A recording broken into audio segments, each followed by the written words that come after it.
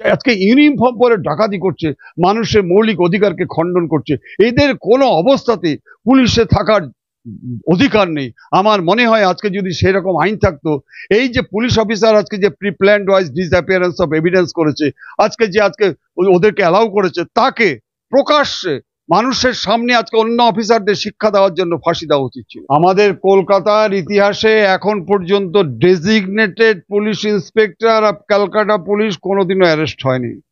কেন অ্যারেস্ট হয়েছে জানেন? যখন দেখলো ডেড বডি এই অবস্থা, প্রফিউজ ব্লিডিং হচ্ছে, মাল্টিপল ইনজুরি হচ্ছে, লোয়ার পোর্শন রক্তে ভেঙে যাচ্ছে, আজকে সে কি করে আজকে তার সুপিরিয়র অফিসার, অবশ্যই সুপিরিয়র অফিসারের মধ্যে ইনভলভ, তা নয়তো অফিসার ইনচার্জ এরকম ঘৃণ্য কাজ করতে পারে না। প্লাস সন্দীপ ঘোষ, ও জানে যে he is a very influential person, ওর যা ক্ষমতা আমাদের এখানে কারো ক্ষমতা নেই, মিনিস্টারও ক্ষমতা নেই। আপনারা আজকে কোনোদিন শুনেছেন যে ডায়মন্ড হারবারে আজকে ডিস্ট্রিক্ট জাজ তার বাড়িতে আছে আক্রান্ত হচ্ছে, কারা ক্রিমিনালরা করছে, under the guidance of one sub inspector Pailan, কি আজকে তাকে আজকে বিচারের জন্য আজকে হাইকোর্টকে আজকে অ্যাপ্লিকেশন করতে হচ্ছে।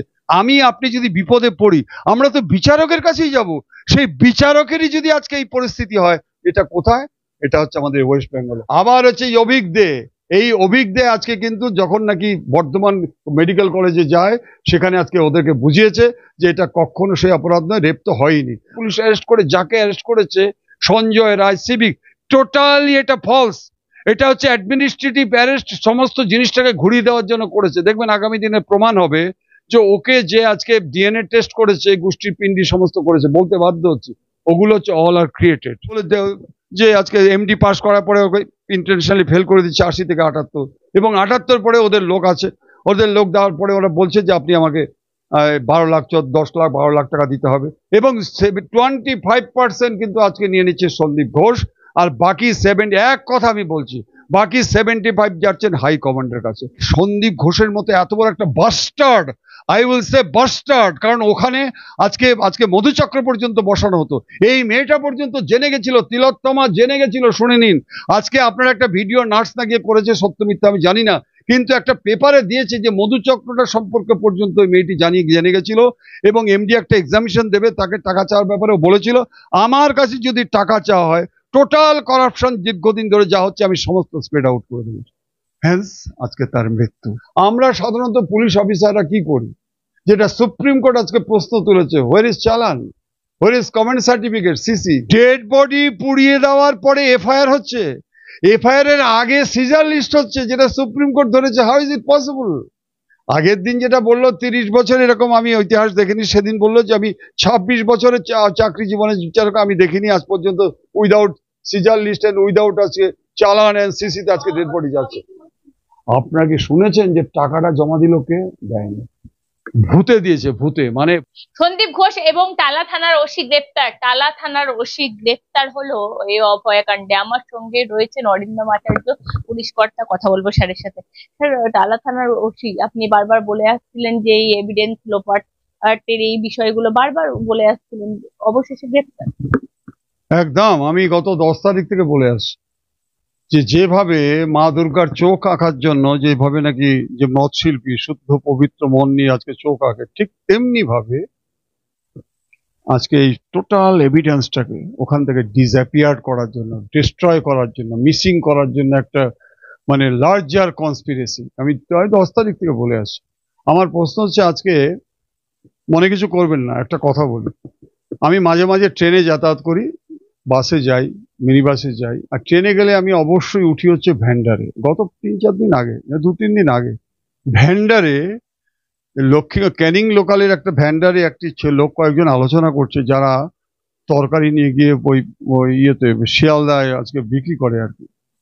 তারা আলোচনা করছে যে ভাই বলতো, একটা হসপিটালের মধ্যে একটা ডাক্তার একটা উলঙ্গ হয়ে পড়ে আছে, রক্ত, সেটা মার্ডার হচ্ছে না। আপনি ভাবুন, আজকে একটা দেহাতি গরিব অসহায় মানুষ যারা দিন আনে দিন খায়, তাদের মনে পর্যন্ত পড়ে গেছে যে এটা নাথিং বাট মার্ডার।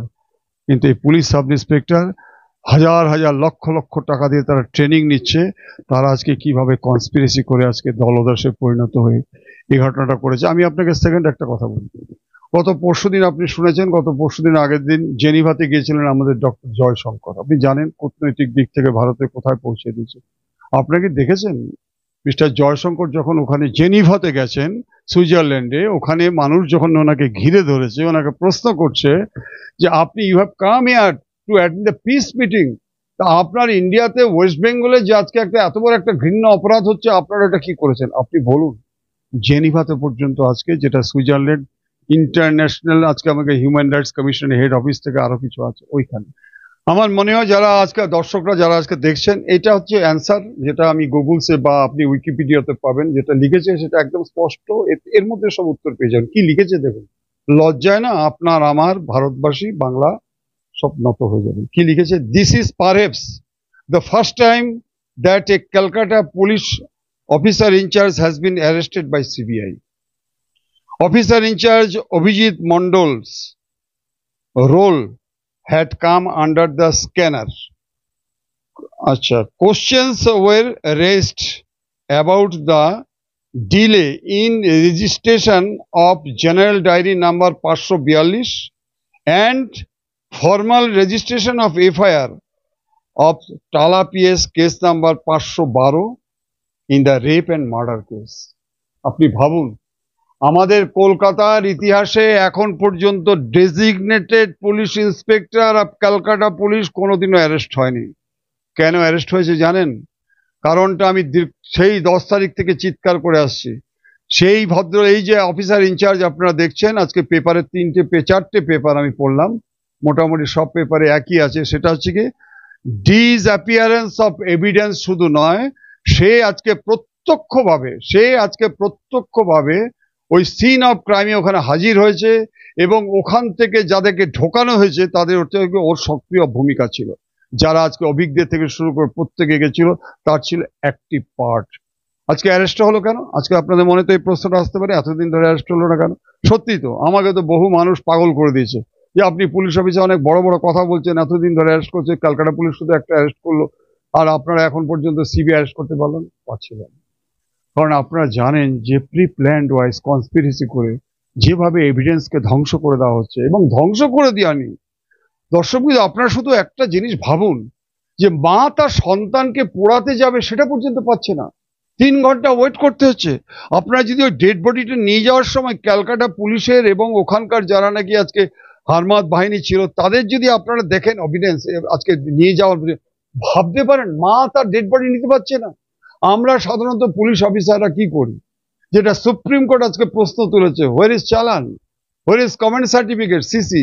কি হয়, একটা ডেড বডি যে চালান করা হয়, সেই চালানের মধ্যে স্পষ্ট লেখা থাকে কি হচ্ছে, সিজ হচ্ছে কি, কে ডেড বডি যাচ্ছে, তার আকৃতি, তার সিজার লিস্টের সাথে পুরো হয়, আর সিসির সাথে তাকে কে যাচ্ছে, তার সাথে তাকে ইনস্ট্রাকশন দেওয়া হয়। কি করতে হয় ইনস্ট্রাকশন, যে তুমি যতক্ষণ পর্যন্ত পোস্টমর্টম হবে ততক্ষণ পর্যন্ত you will remain present at the time of postmortem. এবং দেখুন ওখানে মধ্যে আজকে সুপ্রিম কোর্ট ধরেছে যে আজকে যে ডেড বডিটা গেল, ওর মধ্যে কে যাচ্ছে কিছু লেখা নেই চালানে। আপনি বলুন, আজকে আপনারা শুধু নিজের মনকে জিজ্ঞাসা করুন, আজকে এই সমস্ত অফিসার ইনচার্জের জন্য আজকে পুরো পুলিশ বাহিনীর আজকে মাথা নত হয়ে গেছে। আপনারা আরেকটা বলুন, যে 3টে থেকে 6টা পর্যন্ত আজকে যখন খবরটা পড়ছে, 10টা পরে ওরা থানায় গেল, আজকে ডেড বডি পুড়িয়ে দেওয়ার পরে এফআইআর হচ্ছে, এফআইআর এর আগে সিজার লিস্ট হচ্ছে, যেটা সুপ্রিম কোর্ট ধরেছে। How is it possible? আগের দিন যেটা বললো 30 বছর, এরকম আমি ইতিহাস দেখিনি। সেদিন বললো যে আমি 26 বছরের চাকরি জীবনে আমি দেখিনি আজ পর্যন্ত without seizure list and without আজকে চালান এন্ড সিসিতে আজকে ডেড বডি যাচ্ছে। না না না, আমি আপনাকে বলে দিই, এটাই একটা প্রশ্ন বিরাট, যে এতদিন পরে ধরলো কেন। প্রশ্ন হচ্ছে, সেদিন আপনাদের বলে দিয়েছিলাম যে ফার্স্ট হচ্ছে গিয়ে টাওয়ার লোকেশন, সেকেন্ড হচ্ছে গিয়ে যে সিডিআর, কল ডিটেলস রিপোর্ট যেটা বলা হয়, চ্যাটিং থেকে শুরু করে টাওয়ার লোকেশন কেন আজকে ধরলো। দেখুন আজকে পেপারে যেটা পড়ছি, কি সুন্দর সিবিআই যেটা বের করেছে। 9 তারিখে এই সন্দীপ ঘোষ প্রমাণ করতে চেয়েছিল যে বারুইপুরে একটা নার্সিং হোমে উনি নাকি কি কাজ করছিলেন, দ্যাট ইজ বলে ওটাকে অ্যালিবাই বলে, অ্যালিবাই, মিথ্যে ভাবে অন্য জায়গায় প্রতারিত করার, ভুল বোঝানোর জন্য। কিন্তু টাওয়ার লোকেশন দেখা যাচ্ছে। শুধু তাই নয়, সন্দীপ ঘোষের ড্রাইভারের সাথে কথা বলে বুঝতে হবে, আমরা এগুলো করি, ড্রাইভারের সাথে কথা বলি, মেড সার্ভেন্টের সাথে কথা বলি, ড্রাইভারের সাথে দেখা যাচ্ছে যে সমস্ত মিথ্যা কথা বলেছে। তাহলে কি 9 তারিখে দেখা যাচ্ছে in and around of RG Kar hospital. আরো যেটা সারপ্রাইজিং টু ইনফর্ম ইউ দর্শক, যে এই যে সন্দীপ ঘোষ 9 তারিখের আগে থেকে আজকে এই টালা থানার ওসির সাথে কতবার ফোনে যোগাযোগ করেছে, এই যে কল ডিটেলস এবং কল ভার্সন এ তো পেয়ে যাবে অটোমেটিক্যালি, সিএফএসএল থেকে পেয়ে যাবে কল ভার্সনটা। এবং তার সাথে অফিসার ইনচার্জকে যারা ইনস্ট্রাকশন দিয়েছে তুমি এইভাবে চলো, তা নয়তো officer in charge has got no right. ওর এত বড় ক্ষমতা হবে না, কারণ আমরা জানি যে এইটাই প্রস্তাব আইনে আছে দেখুন, তুমি সুপিরিয়র অফিসারের ইললিগাল অর্ডার মানতে বাধ্য নয়। যেমন আমার জীবনে আমি একটা জিনিস বলতে যাচ্ছি যে ডাকাতদের রিহ্যাবিলিটেট করে বেঞ্চ টিভি ফেরাবে, এসপি বলছেন না, আমি এটাই করবো, আমার বদলি করে দিল শিলিগুড়িতে, আমি মানতে বাধ্য নয়, কি হবে, আমি বদলি চলে গেলাম। কিন্তু একে যে আজকে কখনো, আমি আপনাদের বলছি, কিন্তু অফিসার ইনচার্জ আজকে কিন্তু রিফিউজ করতে পারতো। ও যদি ভাবতো যে এটা আমার সন্তানের দৃশ্য, এটা আমার বোনের দৃশ্য, এইভাবে মাল্টিপল, কারণ ও তো স্পটে গেছে, স্পটে কিন্তু ডেড বডি দেখেছে, যেটা আজকে পেপারে লিখেছে। তাহলে ও যখন দেখলো ডেড বডি এই অবস্থা, প্রফিউজ ব্লিডিং হচ্ছে, মাল্টিপল ইঞ্জুরি হচ্ছে, লোয়ার পোর্শন রক্তে ভেঙে যাচ্ছে, আজকে সে কি করে আজকে তার সুপিরিয়র অফিসার, অবশ্যই সুপিরিয়র অফিসারের মধ্যে ইনভলভ, তা নয়তো অফিসার ইনচার্জ এরকম ঘৃণ্য কাজ করতে পারে না। প্লাস সন্দীপ ঘোষ, ও জানে যে is a very influential person, ওর যা ক্ষমতা আমাদের এখানে কারো ক্ষমতা নেই, মিনিস্টারও ক্ষমতা নেই, ও ওনাকে ইনস্ট্রাকশন দিচ্ছে।